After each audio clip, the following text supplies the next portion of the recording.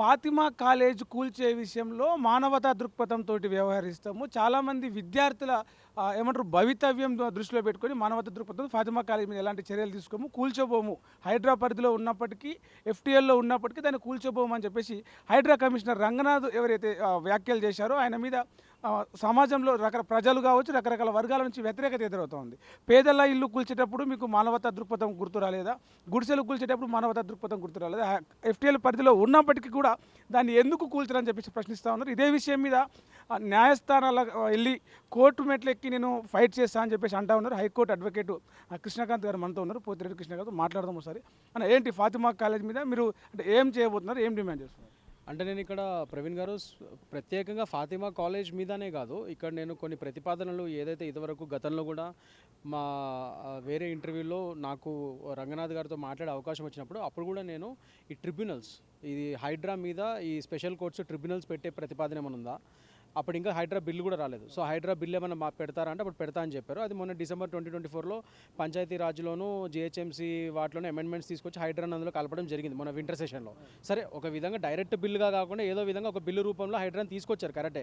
But still ఆ అమెండ్మెంట్స్లో కూడా ఇప్పటికీ ఆ రోజు ఆయన మాట ఇచ్చిన ప్రకారంగా త్వరలో నేను అప్పుడు అడిగాను ఆయన ఒక ఇంటర్వ్యూలో, మీరు ఇట్లా ట్రిబ్యునల్స్ పెట్టే ప్రతిపాదన ఉందా హైడ్రాకి స్పెషల్గా? ఎందుకంటే ఈ కేసెస్ ఏదైతే ఇప్పుడు ఇవాళ రోజు మీరు చూసుకుంటే ప్రతి చోట ఈ హైడ్రా ఒక డెమాలిషన్స్ వల్ల అన్ని చోట్ల హైకోర్టు మొత్తం ఇప్పుడు ఈ అప్లికేషన్స్, ఈ పిల్స్తోనే, ఈ రిట్ పిటిషన్స్తోనే సరిపోతుంది.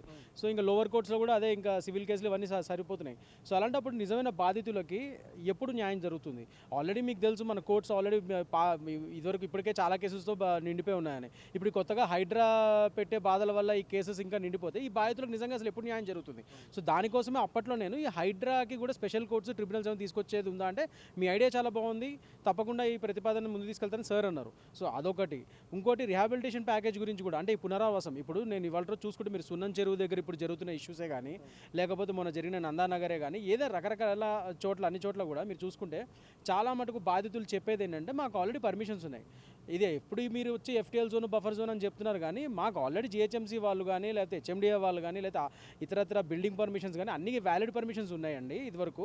సో అప్పుడు మరి ఆ పర్మిషన్స్ అప్పుడు మీ గవర్నమెంట్ డిపార్ట్మెంట్ వాళ్ళే ఇచ్చారు కదా, మరి వ్యాలిడ్ పర్మిషన్స్ ఉన్నా కూడా ఇప్పుడు కేవలం ఎఫ్టీఎల్ జోన్లో ఉంది, మీరు నదుల దగ్గర ఉన్నారు, వాటర్ పాయింట్స్ దగ్గర ఉన్నారని చెప్పి మీరు వచ్చి మా ఇల్లు ఇరగొడితే ఎట్లా అని చెప్పి అడిగేటోళ్ళు చాలామంది ఉన్నారు. మరి అలాంటి వాళ్ళకి పునరావాసం చట్టం కింద రిహాబిలిటేషన్ ప్యాకేజ్ ఏమైనా ఇచ్చేది ఉందా, లేకపోతే కంపెన్సేషన్ ఏమైనా ఇస్తారా? ఎందుకంటే ఇవాళ రోజు ప్రవీణ్ గారు, ఇవాళ రోజు సెలబ్రిటీస్తో లేకపోతే మీరు పొలిటీషియన్స్ ఫామ్ హౌస్ల మీద వాళ్ళ మీద పడితే వాళ్ళకి పెద్ద ఏం ఫరక్ పడదు, వాళ్ళది వెళ్ళి మీరు ఇరగొడితే వాళ్ళకేం పెద్ద ఫరక్ పడదు. ఇది కాకపోతే ఇంకోటి, వాళ్ళకి ఇల్లులు చాలా ఉంటాయి. కానీ ఒక మధ్యతరగతి వాడు, దిగువ మధ్యతరగతి వాడు, బీదవాళ్ళు వాళ్ళకు ఉన్నది ఒకే ఒక ఇల్లు ఉంటుంది. అండ్ చాలా మటుకు మనకు తెలుసు ఇవాళ రోజు మధ్యతరగతి వాళ్ళు ఏం చేస్తూ ఉంటారు, వాళ్ళు ఒక హోమ్ లోన్ తీసుకొని ఒక అపార్ట్మెంట్ ఏదో కట్టుకుంటూ ఉంటారు. మీరు ఇవాళ రోజు సడన్గా వచ్చి ఇది ఎఫ్టీఎల్, ఎగ్జాక్ట్లీ ఇవాళ రోజు ఇప్పుడు మీరు సడన్గా వచ్చి ఇది ఎఫ్టీఎల్ జోన్లో ఉంది, అది ఉందని చెప్పి ఇరగొట్టేస్తే అక్కడ వాడి ఇల్లు ఉండదు, కానీ హోమ్ లోన్ మాత్రం బ్యాంక్ కూడా ఊరుకుంటాడు. అదైతే నెల ఈఎంఐ 30,000-40,000 కట్టాలి. ఇదెక్కడ న్యాయం? సో ఇప్పుడు ఏదైతే పేదలు ఇల్లు కట్టుకున్నారో లేదో అది ఎఫ్టీఎల్ జోన్లో ఉందని, బఫర్ జోన్లో ఉందని, హైడ్రా పరిధిలో వస్తుందని చెప్పేసి అక్రమంగా కట్టుకున్నారని చెప్పి చాలా ఇండ్లు ఇప్పుడు మూసి ఒడ్డుకే కావచ్చు, రకరకాల చెరువుల ఏరియాలో కావచ్చు, చాలా ఇండ్లు కూలగొట్టినారు. సో వాళ్ళకి ఎలాంటి నష్టపరిహారం చెల్లించలేదు, ఎలాంటి పునరావాసం కల్పించలేదు. మీరు చట్ట వ్యతిరేకంగా కట్టారు కాబట్టి హైడ్రా చట్టానికి వ్యతిరేకంగా కాబట్టి కూలగొట్టినామని చెప్పి చెప్తా ఉన్నారు. అయితే ఇదే విషయంలో మల్లారెడ్డి కాలేజీలు కూడా కొన్ని హైడ్రా పరిధిలో ఉన్నాయని చెప్పేసి నోటీసులు వెళ్ళినాయి. పల్లరాజేశ్వరరెడ్డి కూడా కొన్ని నోటీసులు వెళ్ళినాయి. ఫాతిమా కాలేజీ కూడా కొన్ని కాలేజీలు అయితే డైరెక్ట్ ప్రహరీ కూడా లేవైతే కాంపౌండ్ వాల్స్ కూలగొట్టిరు కూడా కొన్ని. కానీ ఫాతిమా కాలేజీ విషయంలో అసలు ఎలాంటి చర్యలు తీసుకోము, మానవతా దృక్పథం అని చెప్పేసి చెప్తా ఉన్నారు. అంటే పేదల ఇళ్ళప్పుడు మానవతా దృక్పథం లేదా, ఇతర కాలేజీలు అందులో కూడా విద్యార్థులే ఉంటారు, అప్పుడు మానవతా దృక్పథం లేదా? ఫాతిమా కాలేజీ విషయంలోనే మానవతా దృక్పథం ఎందుకు అనేది ఈరోజు అడుగుతున్న ప్రశ్న. ఎగ్జాక్ట్లీ ప్రవీణ్ గారు, ఇవాళ దాని గురించే నేను ఇప్పుడు మూడో అంశం అదే నేను ఇందులో పెట్టింది. ఏదైతే లెటర్ ఆఫ్ రిప్రజెంటేషన్ నేను ఇవాళ రోజు చీఫ్ సెక్రటరీకి, గవర్నమెంట్కి వీళ్ళందరికీ ఇచ్చాను. సో అందులో నేను అడిగింది ఇవే, ఈ ప్రతిపాదనల గురించే. ఇప్పుడు ఓవైసీ ఫాతిమా కాలేజ్ గురించి మీరు మానవతా దృక్పథంగా ఆలోచిస్తున్నారో అది ఓకే, మంచిదే. కానీ మరి ఇదే మానవతా దృక్పథం మీరు అన్నట్టుగా ఈ ఎవరైతే బాధితులు ఉన్నారో వాళ్ళ ఇల్లులు, మీరు ఒక మధ్యతరగతి వాళ్ళు, దిగువ మధ్యతరగతి వాళ్ళు, బీద వాళ్ళ ఇల్లులు పర్మిషన్స్ కొన్ని ఉన్నా కూడా, వ్యాలిడ్ పర్మిషన్స్ ఉన్నా కూడా ఎఫ్టీఎల్ జోన్లో, బఫర్ జోన్లో ఉన్నాయని చెప్పి ఇరగొట్టేశారు. మళ్ళీ వాళ్ళు బాధితులు కదా, అక్కడ మీ మానవతా దృక్పథం కనబడలేదు. అట్లనే మీరు అన్నట్టు వేరే కాలేజ్ ఇతరత్ర కాలేజీల్లో కూడా వాళ్ళు స్టూడెంట్సే కదా, మరి మీరు అప్పుడు వచ్చి మరి వాళ్ళ బిల్డింగ్స్ మీద మీరు నోటీసులు ఇచ్చి మరి అవి కూడా ప్రహరీ గోడలు అవన్నీ ఇరగొట్టారు కదా, మరి అక్కడ కనబడని మానవతా దృక్పథం మీకు కేవలం ఫాతిమా ఓవైసీ కాలేజ్లో మాత్రమే ఎందుకు కనబడుతుంది అనేది జనాలు అడుగుతున్నారు ఇవాళ రోజు. సో దాని మీద అప్లికేషన్ ఆఫ్ లా అంటే application of law should be equal to everyone. That is what our constitution tells. So దాని గురించే మీరు అప్లికేషన్ ఆఫ్ లా చేస్తే క్లియర్గా అన్ని కమ్యూనిటీస్కి irrespective of race, creed and caste and everything, religion అన్నిటికీ అతీతంగా మీరు అన్నిటికి కలిపి సమానమైన చట్టాన్ని తీసుకురండి అన్నది జనాలు అడుగుతున్నారు. అదే చేయమని చెప్పి అడుగుతున్నారు. సో ఇవాళ రోజు దానికి అనుగుణంగానే ఇవాళ రోజు నేను ఈ రిప్రజెంటేషన్ ఇవ్వడం జరిగింది. రిప్రజెంటేషన్లో మీరు ఏం మెన్షన్ చేసినారా? రిప్రజెంట్ అయిన తర్వాత మళ్ళీ ఏమైనా పిటిషన్ వేయబోతున్నారా? దాని గురించే ఇప్పుడు ఈ రిప్రజెంటేషన్ నేను ఏదైతే ఇచ్చానో ఇది chief secretary of government of state of తెలంగాణకి ఇచ్చాను, చీఫ్ సెక్రటరీ గారికి పంపించాను, అట్లనే హైడ్రా కమిషనర్ ఏవి రంగనాథ్ గారికి పంపించాను, అట్లనే జిహెచ్ఎంసీ కమిషనర్కి, అట్లనే principal secretary municipal administration and urban development department వారికి, అట్లనే principal secretary irrigation and command area development department, వీళ్ళందరికీ ఎవరైతే ఇప్పుడు ఇవాళ రోజు ఈ ఇష్యూకి సంబంధించిన డిపార్ట్మెంట్స్ అన్నిటికీ పంపించడం జరిగింది. సో ఇందులో నేను అడిగేది ఏంటంటే మొట్టమొదటిగా first and foremost arbitrary demolitions without due process. అంటే ఇక్కడ మీరు ఒక డెమాలిషన్స్ అంటే ఎప్పుడైనా సరే ఒక బుల్డోజింగ్ అనేది మీరు లాస్ట్లో చేయాల్సిన అంశం.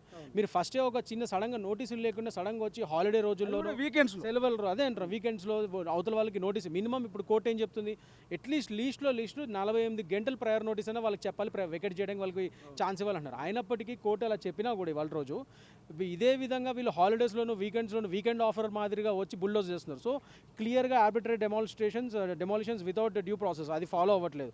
ఇంకోటి lack of rehabilitation for affected residents. ఇందాక నేను అన్నట్టు పునరావాసం చట్టం కింద మీరు ఎవరైతే నిజంగా ఇదివరకు గత ప్రభుత్వం కానీ అంతకుముందు గవర్నమెంట్ వాళ్ళే కానీ ఎవరైనా కానీ డిపార్ట్మెంట్స్ అన్ని వ్యాలిడ్ డాక్యుమెంట్స్ వాళ్ళు అప్పుడు పర్మిషన్స్ ఇచ్చి వాళ్ళు ఇల్లులు కట్టుకుంటే ఇవాళ రోజు మీరు కేవలం హైడ్రా అని ఒక సంస్థ పెట్టి మీరు ఇప్పుడు ఎఫ్టీఎల్ జోన్ అని బఫర్ జోన్ అని చెప్పి వచ్చి ఇరగొట్టేస్తే మరి వాళ్ళకి ఇదివరకు గత ప్రభుత్వం కానీ ఏదైనా కానీ వ్యాలిడ్ పర్మిషన్స్ ఇచ్చింది కదా, మరి వాళ్ళ బాధితులు ఏం అన్యాయం చేశారు ఇక్కడ? మరి వాళ్ళకి అట్లీస్ట్ మీరు సరే మీరు చెరువులు కాపాడుతున్నారు, లేక్స్ని పాండ్స్ని కాపాడుతున్నారు, మీ యొక్క ఒపీనియన్ మీ యొక్క దృక్పథం మంచిదే, కానీ అది సామాన్యుల మీద మీరు చేస్తున్నప్పుడు వాళ్ళకి అన్ని పర్మిషన్స్ గత ప్రభుత్వం కానీ ఏవైనా కానీ గవర్నమెంట్ డిపార్ట్మెంట్ ఇచ్చినప్పుడు వాళ్ళకి మీరు పునరావాసం చట్టం కింద కంపెన్సేషన్ లేకపోతే వేరే ఇల్లులు ప్రొవైడ్ చేసి అప్పుడు మీరు మీ పనులు చేసుకొని డెమాలిషన్స్ చేసుకోండి.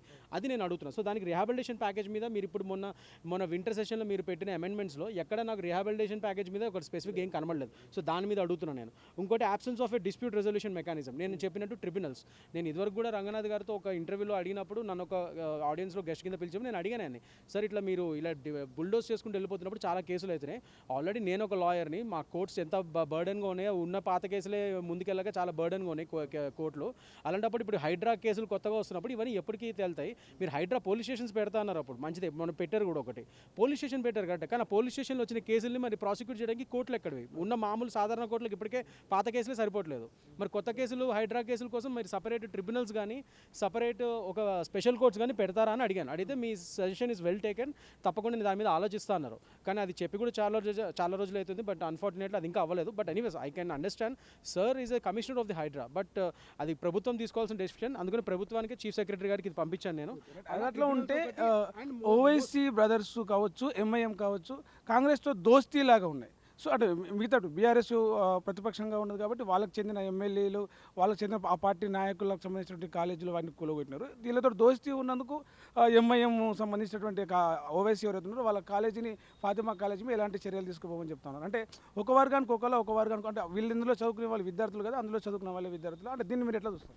100% అండి. ఇవాళ రోజు ఇవన్నీ చూస్తుంటే నాకు అదే అనిపిస్తుంది. ఇప్పుడు అందరికీ ఒక పార్టీకి చెందిన వ్యక్తులకి ఒక లా, ఇంకో పార్టీకి చెందిన వ్యక్తికి ఇంకో చట్టం అన్నట్టుగా మాదిరిగానే మీ వైఖరి కనబడుతుంది. ఎందుకంటే ఇది ఓవైసీ వారి కాలేజ్ ఏదైతుందో అక్కడ వాళ్ళు కూడా కరెక్టే, సరే వారు చెప్పినట్టు బీద ముస్లిం మహిళలకి కానీ విద్యార్థులకు కానీ ఎంతో చదువు నేర్పిస్తున్నారు ఫ్రీగా అది అని చెప్తున్నారు, మంచిదే. కానీ దానికి అదే అనుగుణంగానే నిజంగానే అది అంత పెద్ద వాళ్ళ రోజు మీరు గూగుల్ మ్యాప్స్లో చూస్తే క్లియర్గా అది సల్కం లేక్లో క్లియర్గా చాలా పెద్ద కబ్జా అయింది, వాళ్ళు చెరువు లోపల కట్టినట్టు క్లియర్ కనబడుతుంది. నేను చెప్పడం కాదు, మీ ఛానల్స్ చాలా చూపిస్తున్నాయి. సో అది క్లియర్గా ఎస్టాబ్లిష్ అయినప్పుడు ఇవాళ రోజు కేవలం మానవతా దృక్పథం అనేది ఈ ఒక్క కాలేజ్లోనే ఎందుకు వచ్చింది అనేది మొదటి క్వశ్చన్. మిగతా వాటి అన్నింటిలో ఉన్న మానవతా దృక్పథం ఉంటుంది కదా, మీరు ఇలా చెప్పడం వల్ల ఇంకొక బ్యాడ్ ఎగ్జాంపుల్, ఒక బ్యాడ్ ప్రెసిడెంట్ కూడా సెట్ చేస్తున్నారు. అలాంటి ఇది చూసుకొని ఇంకా ముందు ఇప్పుడు ఎడ్యుకేషన్ ఇన్స్టిట్యూట్స్, ఎన్జిఓస్ వీళ్ళందరూ మేము దేశానికి సేవ చేస్తున్నాం కదా, జనాలు సేవ చేస్తాం కదా, వాళ్ళు కూడా చెరువులు కబ్జా చేసి కడితే ఇది ఒక బ్యాడ్ ఎగ్జాంపుల్ అన్నట్టే కదా. అలా ఉండకూడదు కదా, మీరు ఒక ఎగ్జాంపుల్ సెట్ చేస్తే అది కరెక్ట్గా ఉండాలి. సమ్మర్ హాలిడేస్ వచ్చినాయి, సమ్మర్ హాలిడేస్ వేసవి సెలవుల్లో విద్యాసంస్థలు బంద్ ఉంటాయి, ఆ టైంలోనైనా కనీసం ఆ సంబంధించిన సంస్థని ఏదైతే కాలేజ్ ఉందో దాన్ని ఇంకో బిల్డింగ్ షిఫ్ట్ చేసి అక్కడ చేసే అవకాశాలు ఉన్నాయి.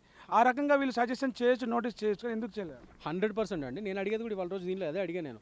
మీరు నిజంగా విద్యార్థులకు హెల్ప్ చేయాలనుకుంటే తెలంగాణ ఎడ్యుకేషన్ యాక్ట్ కింద మీరు క్లియర్గా వాళ్ళకి వేరే బిల్డింగ్ పర్మిషన్స్ ఇవ్వచ్చు, వేరే బిల్డింగ్ ప్రొవైడ్ చేయొచ్చు. ఎందుకంటే గవర్నమెంట్ మీదే మీకు మంచి ఎన్నో బిల్డింగ్స్ ఉన్నాయి తెలంగాణలో, లేదా ఇంకోటి కొత్తది కూడా కట్టచ్చు, ఏముంది ఎంతసేపు. So next academic year start అయ్యే లోపల మీరు ఒక రెడీమేడ్గా ఒక ఉన్న బిల్డింగ్స్ ఏదైతే గవర్నమెంట్ బిల్డింగ్స్ ఉన్నాయో అందులో వాళ్ళని షిఫ్ట్ చేసి దా బిల్డింగ్కి పర్మిషన్ ఇచ్చి మీరు ఎడ్యుకేషన్ యాక్ట్ కింద, తెలంగాణ ఎడ్యుకేషన్ యాక్ట్ కింద అక్కడ తరగతులు నడిపిస్తూ దాని తర్వాత మీరు కొత్త బిల్డింగ్ వాళ్ళు ఏమైనా కొత్త కట్టేంత వరకు అందులో టెంపరీగా నడిపించచ్చు. మరి ఈ లోపల మీరు డెమాలిష్ చేయొచ్చు, మీరు మీ లేక్ని కాపాడచ్చు, సల్గం లేక్ని. అంతేగాని అక్కడ మీకు మీరు తలుచుకుంటే ఇప్పుడు ఎన్నో సొల్యూషన్స్ ఉన్నాయి. మీకు సొల్యూషన్ లేదని కాదు, మీకు ఒక పార్టీకి ఒక విధంగా ఉంది చట్టము, ఇంకో పార్టీకి ఇంకో విధంగా ఉంది చట్టం అన్నట్టుగా ఇది తెలుస్తుంది. అదే అనిపిస్తుంది, జనాలు ఇవాళ రోజు అదే అనుకుంటున్నారు. సో దానికి అనుగుణంగానే నేను ఇవాళ రోజు ఈ లెటర్ ఆఫ్ రిప్రజెంటేషన్ పంపించడం జరిగింది. ఇది ఒకవేళ వాళ్ళు 30 రోజుల లోపల నాకు రిప్లై సరైన సమాధానాలు ఇవ్వకపోతే నేను ఖచ్చితంగా లీగల్ సొల్యూషన్ అండ్ న్యాయ పోరాటం చేద్దామని డిసైడ్ అయిన హైకోర్టులో దానికి అనుగుణంగానే నేను నెక్స్ట్ పిల్లేస్తాను. అంటే పేదల ఇండ్లు కూలగొట్టేటప్పుడు కావచ్చు, ఇతర విద్యా సంస్థలకు సంబంధించి ఎఫ్టీఎల్లో ఉన్నటువంటి నిర్మాణాలు కూలగొట్టేటప్పుడు మానవతా దృక్పథం గుర్తుకు రాలేదు. అంటే ఒక ఫాతిమా కాలేజ్ అంటే ఎంఐఎం పార్టీ, కాంగ్రెస్ పార్టీ రెండు దోస్తులుగా ఉన్నాయి కాబట్టి వాళ్ళపైన ప్రత్యేకంగా ప్రేమ కురిపిస్తున్నారని చెప్పేసి అడ్వకేట్ కృష్ణకాంత్ అడుగుతూ ఉన్నారు. నెల రోజుల్లో ఈ రిప్రజెంటేషన్ మీద గవర్నమెంట్, రాష్ట్ర ప్రభుత్వం కనుక స్పందన తెలియజేయకపోతే హైకోర్టులో పిల్లేస్తే న్యాయపరంగా, చట్టపరంగా ఏదైతే బఫర్ జోన్లో ఉందో దాన్ని కూలగొట్టేంత వరకు, దాని మీద డిమాలిష్ చేసేంత వరకు, విద్యార్థులకు అన్యాయం జరగకుండా చర్యలు తీసుకొని అక్రమ నిర్మాణాన్ని కూలగొట్టేంత వరకు ఫైట్ చేస్తారని చెప్పేసి ఆయన చెప్తా ఉన్నారు. కెమెరామ్యాన్ అజర్తో ప్రవీణ్ సుంకరి, తొలి వెలుగు, హైదరాబాద్. అసలైన తొలి వెలుగు. ఫాలో వాట్సాప్ @తొలి వెలుగు official.